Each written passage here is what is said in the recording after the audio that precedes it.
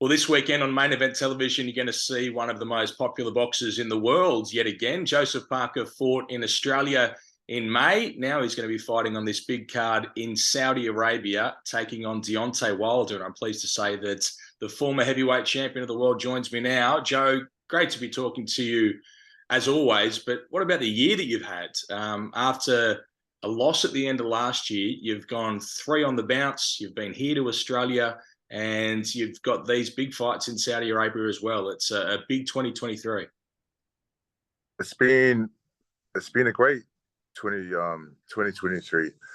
And like you said, after that loss to Joe Joyce, I had to change up a few things in terms of training and camp. And at the beginning of the year, I still had a good to get a win in the beginning of the year, but it wasn't a good performance. And then from then, since I changed what I was doing in camp, adding George Lockhart on board with the nutrition and strength conditioning, and also having Andy as the head trainer, and them linking together and working together, having the best of massages and best of food and everything, I feel like my career has had like a restart to it. And then I was able to travel to Australia in May, had a good win over Django, and from then it was just I was able to lock in a fight October in Saudi Arabia. Now I got this big fight to end the year off with a good challenge, and it's a fight that I'm really amped for. So I like these. I like big fights because I think I rise to the occasion. And some of the fights that I've had in the past with the big fights, I wasn't able to get the win. Example with Anthony Joshua. But I think going into these fights now, there's a different mindset, different confidence because of what I'm doing in the gym, and also the team that I have, and also just I feel like I've restarted again as a professional fighter. We saw that from you in the Melbourne show when you came out and No Limit brought you out to fight against Django. There was an excitement about you. You seemed to be really interested and excited about where you were and where you were headed. Was that a big sort of a moment for you? I think that first fight in Australia, thanks to No Limit for putting me on, it was a great show. I was really looked after, but I think at that point it was the restart to my career. And the restart to a big 2023. And I feel like everything has just fallen into place.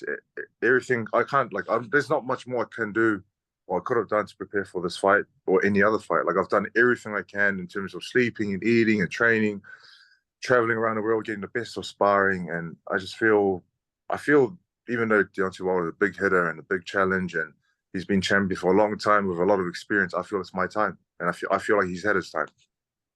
You've sort of become a road warrior. Like, it's no surprise that you did fight in Melbourne this year. You fought in Saudi Arabia a couple of times. You're based in New Zealand, in the UK. You fight in America. Do you think that helps you going into what is a bit of an unknown for some people, traveling to a new place like Saudi Arabia and taking on these challenges with new promoters and a lot of different things in the air? I feel like it's an advantage to myself and the team because we're familiar with traveling and being on the road and setting our camp wherever we need to set up camp. Whereas a lot of the fighters on the undercard, or some fighters on the main card, haven't really traveled around or haven't really fought around the world. So for us, it's I think it's an advantage, and we're familiar with it, and we'll soon find out. We'll soon find out if it's gonna make any difference or not. You're familiar with Deontay Wilder because everyone is, but he's been relatively inactive in recent times. Do you think that is a disadvantage, or when he sort of relies on one thing so much, do you think it doesn't matter that he hasn't been fighting much? I feel there's a thing called ring rust, and I know that other fighters out there would agree with me that when you're out of the ring for a long time, it does catch up. And when you're in the ring fighting again after a long time, you're not the same fighter, and you don't really have the same moves, and it takes a lot more effort to put things together. I feel like it's a real thing, but I think with Wilder's experience, with the team that he has, and also I know he's been inactive, but we'll soon find out if he does have that thing called ring rust like every other fighter has. Your very good friend Tyson Fury's fought against him 3 times. Does that help? Does he have anything he can tell you, or do you already know everything you need to know? Listen, Andy Lee, being the head trainer, has done a lot of study, and he's put together a game plan which we believe is going to take the fight and get the win. But in saying that, though, Tyson Fury being the only man to fight him 3 times and beaten him and knocked him out, he's been very helpful in this camp and other camps. But we were able to link up and have a chat about things that he thinks will help in our favor, and he's given me some invaluable rounds of sparring. So listen, always thanks to Tyson for his time and his help with everything. Did he tell you to stay away from the right hands? Because that seems to be what he's Exactly. telling people you need to do. The key advice was stay away from the right hand. I said thank you very much. Thank you, thank you. But do you think it's not that simple? Clearly, but is it? If you stay away from the power of Deontay Wilder, you win the fight, don't you? Is that the way that you see it? I see it as a lot of people go into a fight scared and worried to be hit. You know, obviously in the fight, there are times where you're going to get hit, and there are times you're going to get punched in the face or punched in it, wherever it is. But it's just about, I think, going into this fight being more calculated and being more deliberate with punches and placement. And I think, you know, like Andy did tell me, that this fight you have to be aware and eyes open, and you have to be focused for every second of every minute of every round. And then the only way to do that is to practice on the pads, practice on the bag, practice in sparring.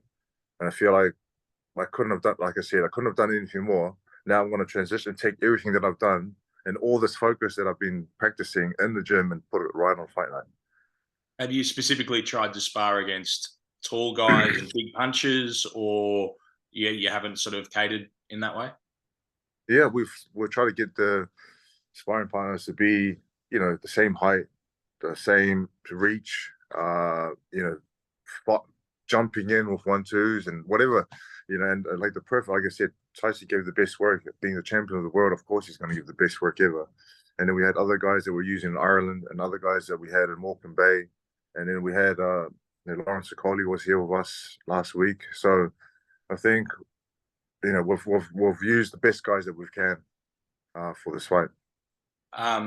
What happens if you upset their plans and you win this fight? Because clearly they're trying to set up a big Deontay Wilder, Anthony Joshua fight. What's your understanding if you do win? What do you get next? There's nothing being said to me about anything further on.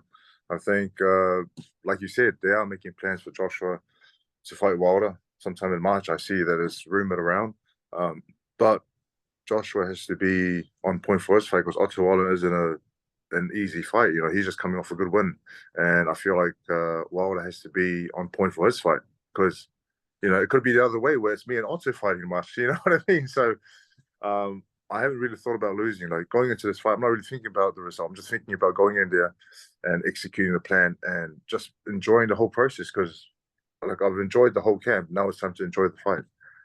It's one of those fights where, and maybe it's just because I'm in Australia and talking to Australians and some Kiwis, but it's almost an upset that wouldn't be an upset if you were to win. Everyone is thinking, wow, he's way over the odds. Joseph Parker's a great boxer. Deontay Wilder's relying on the power. Joe should win this fight. Are you feeling that support, or is it just in this bit of the world? Support. Yeah. No, I am feeling the support 100%, but it's all good to have the support. It's all good to have a great camp. Yeah, it's what happens on fight night, you know, and I am the most prepared I can ever be for a fight. And everything is, like I said, everything in terms of being here early, getting good rest, having the best of food, massage therapist, everything. Everything is in line for a great performance. It's just another step in a fascinating career. You must pinch yourself at times to think about what you've done, like to become such a star in your home country, then travel the world, win a world title, and now to be on this crazy show against one of the biggest stars in heavyweight boxing with all these other stars on the show. Yeah. It's just nuts. Sometimes I'm like, you know, like my cousin just texted me the other day, like, you know, you've been in the top 10 in the world for like the last 7 years or whatever it was. Like, I'm like, geez, that is like you know, someone from South Auckland, New Zealand, traveling around the world, training in Ireland, training in England, fighting in Saudi, fighting in Australia. It's just sometimes it's like pinch myself and I'm like, it's a dream, you know. It's like, but I feel very blessed. And you know, when I walk around here, like, you know, got Australia's Jai Pataya here. Was able to link up with him and his team. Got Mark Demori from Australia. You got Junior Far from New Zealand. So for us, we have a big representation on this side of the world, with us four being on the same card. I just spoke to Jai actually a little earlier. You would have heard the news that he's been forced to vacate his world title belt, which clearly he's disappointed about it and quite angry about. But do you have any advice for him, or how to deal with that sort of thing, or what should he try and, because it's so close to his to another fight? Yeah, listen, I know that he's mentally tough, Jai, and the more I speak to him, the more I'm like, he doesn't. I know it must be hard for him to lose the belt, but also when you look at it, you have to fight for your family, you have to fight for yourself, and the other aspects of the money side of things. So I think if they've taken a belt off him, or they have taken a belt off him, he's going to easily get it back. I think he's the best in the world, and it's time for him. Yeah. Yeah, and attitude wise, have you seen a difference in him? Because we've certainly noticed that since he became world champion, he just seems a killer now. Yeah, honestly, I said, hey, how you feeling? He's like, ready to smash on his face. Like it's like there's no like leading into it. It's just he's ready for it all. We'll let you go in a sec, Joe. But yeah, for everyone in Australia who enjoyed seeing you in action in this part of the world, and for anyone else who's watching, what's your message ahead of these fights, and what should they expect to see you do? I think, well, I know that everyone's going to see me, and this is going to be the best shape I've ever been in. I'm going to be in there, and like I said, with supreme confidence. I back myself 100%. I know there are a lot of Australians and New Zealanders, Samoan Tongas. I know there are a lot of people out there that back me. So I'm going to go out there and put on my best performance, and I know what they can do. I'm not I'm not scared of anyone. I'm not shy to take any big fights, and I think this is the perfect fight at the perfect time, and it's time for Wilder to go. And assuming you do win this fight, what do you want to do next? If you could have anything after that, what do you want to do? I just want to go home and see my wife and kids. I want to go home, spend time with the family after Christmas season, and I want to keep busy. I want 2024. Like, win this fight. I want 2024 to have another 3 or 4 fights. So I think the busier I am, the better. All right, Joe. Thanks for your time, mate. You've got the support of everyone here. We'll all be in your corner on the weekends, and it's always great to talk to you. And we'll see you soon. Thank you very much.